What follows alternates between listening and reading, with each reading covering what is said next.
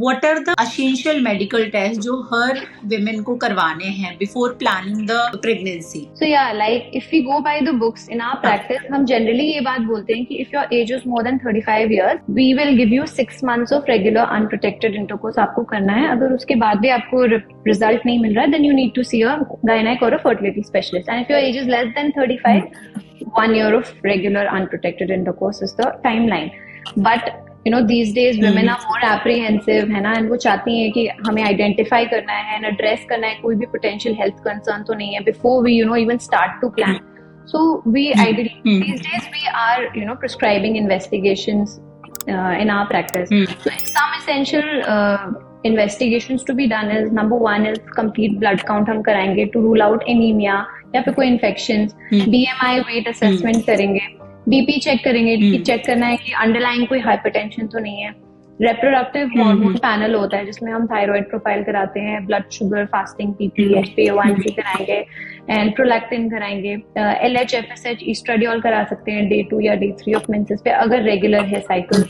Then AMH करा सकते हैं and AMH can be done any time in the cycle, है ना. Then you can do serum progesterone करा सकते हैं डे 21 में. दिस टेल्स यू कि आप ओव्यूलेट कर रहे हो कि नहीं कर रहे हो, है ना. देन विटामिन D करा सकते हो, विटामिन B12 करा सकते हो एंड थैलेसीमिया ट्रेट स्क्रीनिंग कराते हैं हम. एक बेसलाइन अल्ट्रासाउंड करा सकते हैं टू सी, यू नो, या फिर transvaginal ultrasound to see and assess, ovaries कैसा है, यूट्रस कैसा है, कोई फाइब्रॉइड तो नहीं है, पॉलिप तो नहीं है ना. ये सारे कुछ test and of course husband का भी एक सेमेन एनालिसिस कर सकते हैं just, you know, to rule out any kind of pathology before they, you know, go into this. So these are a few tests that can be done, that should be done, you know, if you're planning to conceive. These are very regular, common tests, and ideally anyone can get it done. Whoever is planning to, you know, trying to conceive. So apart from these routine tests, क्या women को जैसे infectious disease होती है, rubella, STI, इनके भी test कराने चाहिए?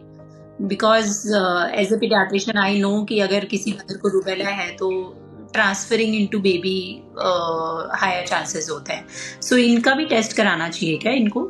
Yes, rubella is very very important, absolutely critical I would say. and इसकी टेस्ट इसलिए क्यों कराते हैं हम? IgM IgG कराते हैं, इसमें हम चेक करते हैं. IgM अगर पॉजिटिव आता है तो इसका मतलब है पेशेंट को रीसेंट इन्फेक्शन है एंड वो अगर प्रेग्नेंट हो जाए तो उसको कंजेनाइटल रूबेला सिंड्रोम हो सकता है ना, जिसमें बच्चा डेफ हो सकता है, डेफनेस हो सकता है, ब्लाइंडनेस हो सकता है, इंटेलेक्चुअल डिसेबिलिटी हो सकती है बच्चे में, है ना.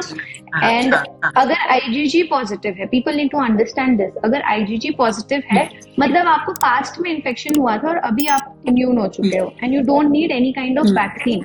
बट अगर IgM और IgG दोनों ही नेगेटिव है and the patient wants to conceive in future, then we ideally advise a rubella vaccine, क्योंकि patient immunized नहीं है तो हम उसे वैक्सीन देते हैं. वी से कि पहले 3 मंथ्स फॉलो करते थे, अब 1 मंथ फॉलो करते हैं कि नेक्स्ट 1 मंथ 2 मंथ आप कंसीव मत करना, उसके बाद you can try to conceive.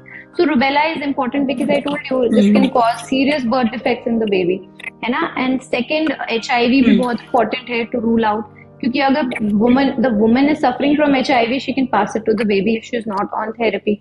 Then hepatitis B, hepatitis C, VDRL we do for syphilis.